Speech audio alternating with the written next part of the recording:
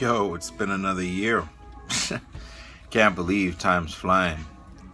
Anyway, it's about time I do another annual check-in with myself and see if I love where I've been and all that I've gone through and what I'm about to go through and planning for and setting up for. And I dare say I've lived a blessed existence on this life, in this life rather, and on this earth. I've come from muddied waters. I've made the best of what I can, do with what I've been given. And, with all the rocks that have splashed in the lake, if you will, the proverbial lake, I think that the water's kind of settled now, and I like that.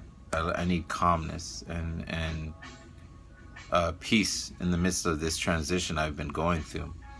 And I think I might be on the verge of that, finally. Anyway, it's another year. I've been through so many things. I've left my home island of over 14, 15, 20, 30 years. I've lived on the island of St. Croix, and I left there. I came up here to the States. Very bold move, something I've never done before. I've gone through 2 divorces, still never did. I have kids up here in the States, never did. And decided to take a chance and come up here, not only for love, but for personal growth. And I think personal growth is the most important aspect of this journey and transition. And it's been such a wonderful experience being able to grow and discover myself. All kind of facets, Moving up here has allowed so much self-reflection on my time on the island. What is the things that make me tick, really? What are the things that really make me tick? Not just lifestyles, hobbies, and habits and whatnot, but inside my head and in my mind and my heart, what really keeps me going. And, in the past, I always used to say I lived for my friends, and I probably, to a very strong degree, did. I also lived for my family, true, but there was a high emphasis on my friends. And dare I say, at one point in time, I lived for the loves that I've been with at that time. And I dedicated everything, to my relationships that I've been in. And then I transitioned to my children, and then finally right now, it's a nice balance I'm trying to find. But a heavy majority of the attention that I give to this world is based on myself now. A lot of making sure and checking in that I'm okay with what's going on. And I have to, because at times I find myself realizing that I'm not too ecstatic, with everything that I'm going through. But a lot of the issues that I have in my life right now are minuscule in the grand scope of life. There's a lot of things in material, bills, it's like they're always going to be there, and you always hear about it, don't stress money. It's like, it's true. But yet, when I came up here, one of the first things I got caught up in is the stress and money. And somehow, some way, I'm in it. But I'm living. And if I can't make it, then, hit reset and start again. But fortunately, I've been able to discover part of my life and aspects of my personality, such as my caring, loving, nurturing self, and the ever wanting to be a functional father. I realize that I've incorporated that through every aspect of my life, whether it be with my own kids, and in their absence, I've been a father to many other children, usually my friend zone. Family is so important to me. I have so many friends that are so close that I refer to them as, brothers and sisters, even though I have, my own. But I think of them daily, almost at times, even if it's just a glimmer, just wondering what they're doing. And then it's gone again. But my thoughts do run across a lot of people that, have influenced my life. Vida, Kareem, and Peterson, of course.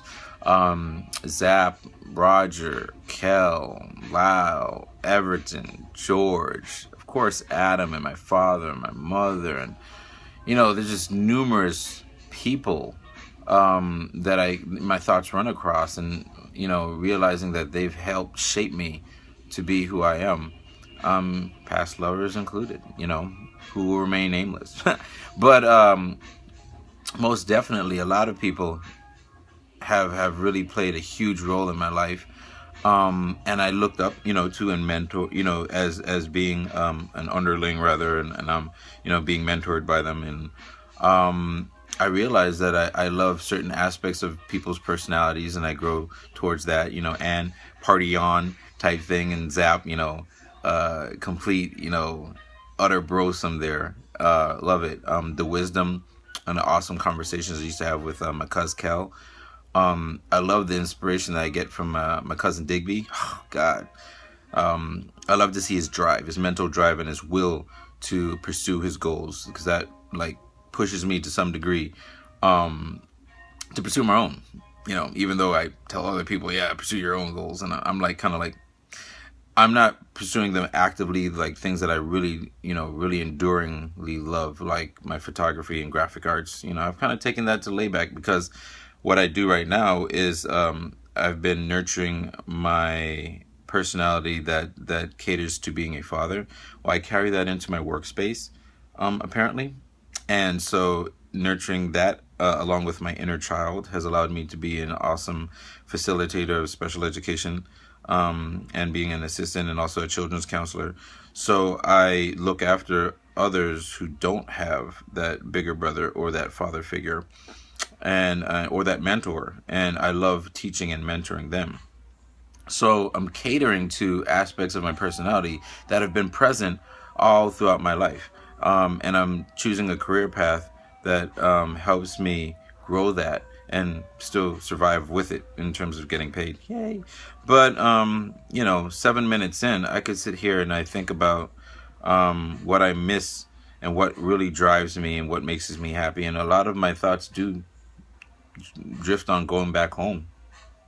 Yeah, going back to St. Croix, visiting for large amounts of time, being back in the Caribbean waters, seeing the sunset, the skies. God, I mean, and I knew this would be, a given. I always spoke about people when I was on the island talking about stateside. Like, oh, y'all gonna miss it. Psh. But I knew that as I came up here and I stepped foot on this stateside mainland. But yeah, homesickness is the struggle is real, yo. I mean, one can't help but to go have a Cruisin' rum and coke with a palm tree in a cup, talking about, oh, I miss those times. Yeah.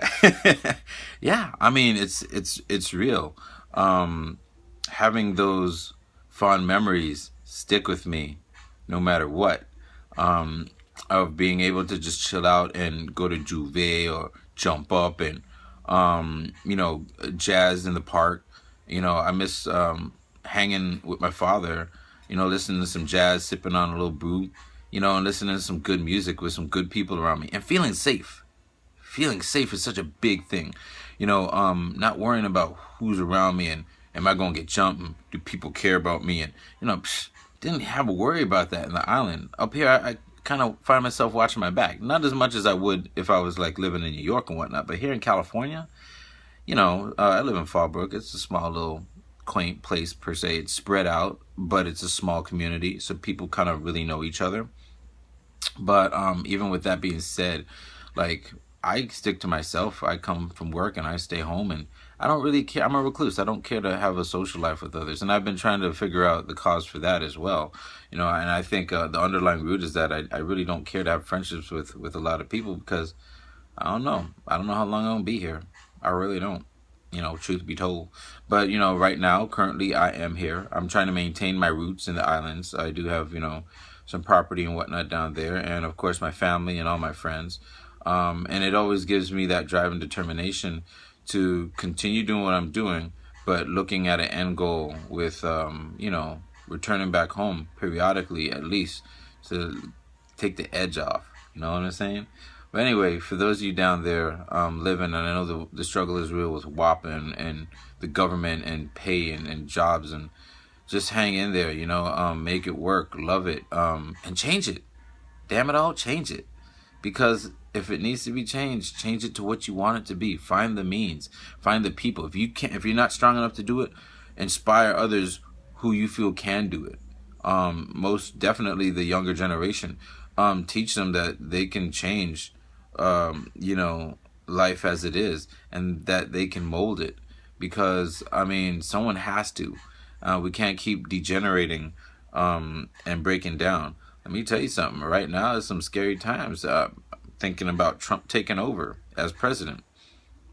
And I don't feel good with that thought. Let me tell you, if he does, I might be back in the island sooner than y'all think. And he still got reins over there. So I don't even know if I feel safe there either. But anyway, that's a whole other topic about politics, and I don't even feel to get into that because I'm not a political person. But I do know love. I do know the pursuit of happiness and following your dreams and your heart. And let me just say, for being 40-something years old, come tomorrow, I'm happy with my life. I really am. If something were to happen right now, I would just drop. I'd be good. I mean, I would be sad in the sense that I wish my family, more love, and wishing to spend more time with them, and wanting the best for them, and wanting to be more of a father for my children. But, I've lived a very fulfilled life when I think about it, retrospectively thinking, and that's good. For me, that's a good thought, because I've always been living with the thought of, what does life have in store for me? And I really don't know. And hey, I drive an hour sometimes to work, and anything can happen. Cars flipping over, craziness. But what I would say, in the end, is that I'm very proud of my life.